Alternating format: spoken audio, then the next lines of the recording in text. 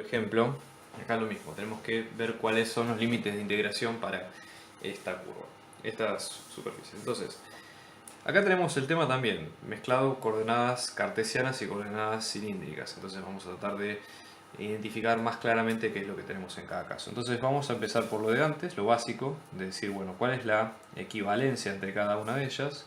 Tenemos que x es r coseno de tita, que y es r seno de tita, y que z es z. Entonces vamos a tratar de trabajar con cada una por separado. Amén de esto también tenemos la identidad que x al cuadrado más y al cuadrado es igual a r cuadrado, y que por ende r nos queda como la raíz de x al cuadrado más y cuadrado. Ya con esto alcanzaría para poder resolver el problema sin demasiados inconvenientes. Entonces vamos a lo siguiente. Vamos a empezar primero con esto, con r, con la equivalencia de r seno tita, así para entender. Una cosa que se puede hacer, por ejemplo, es tomando la igualdad de y es igual a r seno de tita, despejar seno y reemplazarlo acá, para tratar de pasar a coordenadas cartesianas, ¿no? Entonces, despejando seno de tita, pasando dividiendo en ambos lados el r, vamos a obtener esto. Y luego reemplazándolo en esta ecuación, vamos a llegar a que r nos va a quedar como i sobre r. Fíjense que podemos multiplicar ambos lados por r, entonces nos va a quedar r cuadrado es igual a i. Y ya con esto podemos reemplazar, digamos, con la equivalencia lo que tenemos en este lado, ¿no? Entonces esto nos va a quedar como x al cuadrado más y al cuadrado es igual a i. Y acá sí volvemos a tener el mismo caso que el anterior, donde tenemos que podemos completar cuadrados con el i cuadrado y demás. Pongamos todas las variables de un solo lado de la ecuación. Acá lo que deberíamos hacer es restar i del lado izquierdo y del lado derecho. Entonces nos va a quedar x al cuadrado más y al cuadrado menos i es igual a 0. Y recordar la identidad, digamos, de completar cuadrados. Fíjense, a menos b al cuadrado, esto nos va a quedar a cuadrado menos 2ab más b cuadrado. ¿Por qué elegimos el menos? Bueno, justamente el indicio nos lo da el signo que tiene la variable lineal que está acompañada de esa figura. Entonces en este caso, por ejemplo, la equivalencia sería, vamos a ponerla acá en verde, esto nos quedaría i al cuadrado menos i. Entonces vamos a ver qué equivalencia hay entre estos dos términos en particular. Por ejemplo, empezando con el primero, que nos dice a al cuadrado es igual a i al cuadrado, o sea que lo más lógico es que a sea i directamente. Y después en el segundo, que nos dice menos 2ab es igual a menos i, si reemplazamos en el i nos va a quedar menos 2i por b es igual a menos i, entonces b nos va a quedar menos i dividido menos 2i, simplificando queda un medio. Entonces buenísimo, directamente de este término podemos sumar y restar un medio a la vez y con eso lograr lo que queremos. Recuerden que para la estructura tenemos que sumar y restar un medio al cuadrado, que es ese b cuadrado que ustedes ven a continuación. Entonces nos va a quedar x al cuadrado más y al cuadrado menos i.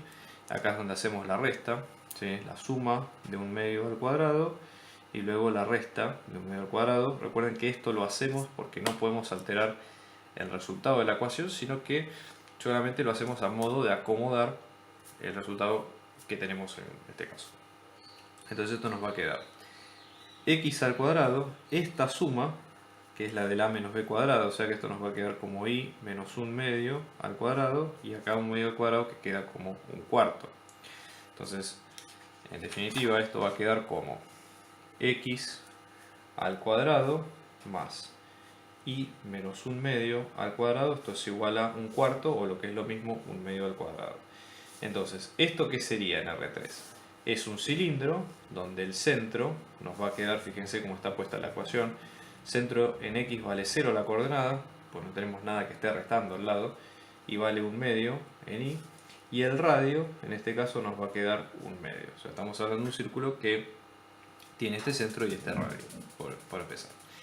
Después nos queda la otra superficie, que sería el otro punto, que es z, que es igual a la raíz de 1 menos x al cuadrado más y cuadrado. Bueno.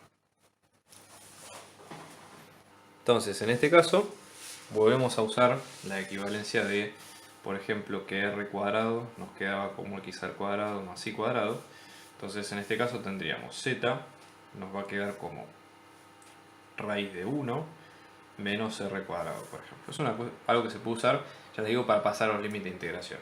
Ahora, si nos fijamos qué forma tiene esta figura, tendríamos que hacer un poquito más de álgebra y tratar de evaluar, digamos, de forma un poco más explícita, ¿no? Entonces, perdonen, acá, mala mía. Bien, vamos a hacer lo siguiente. Vamos a elevar al cuadrado, ambos lados. Entonces, esto nos va a quedar z al cuadrado es igual a menos x al cuadrado menos y al cuadrado más 1. Podríamos tratar de dejar las variables de un solo lado de la ecuación. Esto nos va a quedar como x al cuadrado, digamos, sumando x al cuadrado, sumando y cuadrado de izquierda y derecha. Nos va a quedar de la siguiente forma, ¿no? ¿Y esto qué forma tiene? Esto tiene la forma de una esfera donde nosotros vamos a tener x menos x sub 0 al cuadrado más y menos y sub 0 al cuadrado más z menos z sub 0 al cuadrado es igual a r cuadrado. Esta es la forma genérica de la esfera, ¿no? Pero fíjense que coincide todo para pensar lo siguiente, que es una esfera de centro en 0, 0, 0. Observen que acá no hay ninguna resta dentro de los cuadrados y luego que el radio nos va a quedar 1, porque es 1 al cuadrado también, en este caso.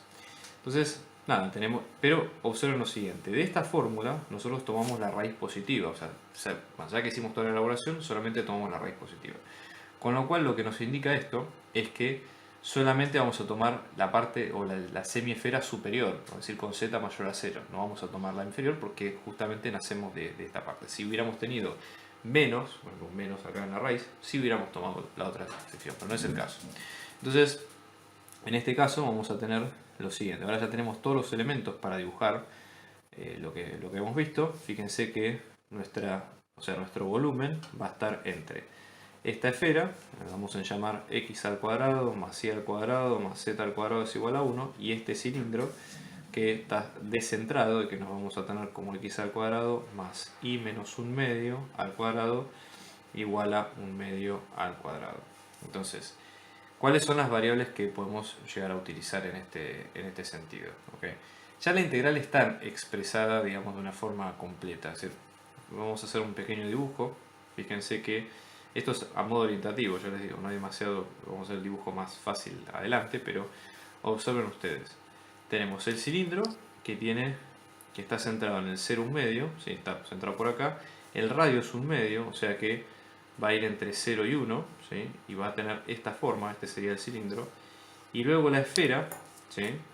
Que tiene, digamos, si ustedes hacen la traza de z igual a 0, por ejemplo, van a encontrar que la esfera está comprendida en esta traza, ¿okay? Y viene con este techo de esta forma.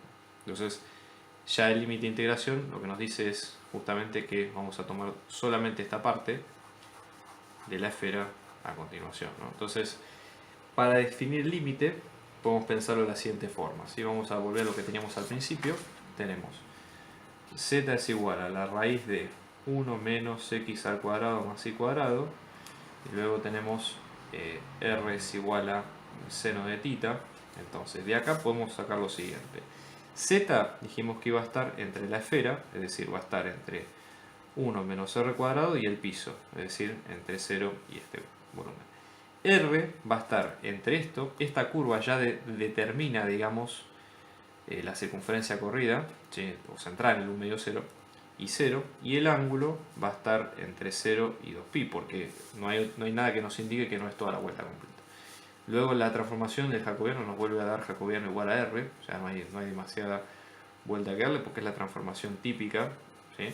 Por lo tanto, el volumen va a quedar como es la integral triple, tenemos el jacobiano. ¿Cuál es el orden de las integrales? Fíjense, el más complejo es z, que es en función de r, ¿sí? Z es función de r.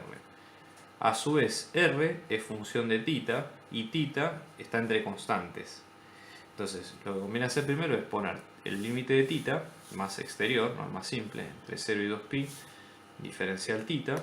Luego conviene poner el límite de r, que es el que le sigue en complejidad, entre 0 y seno de tita, diferencial r.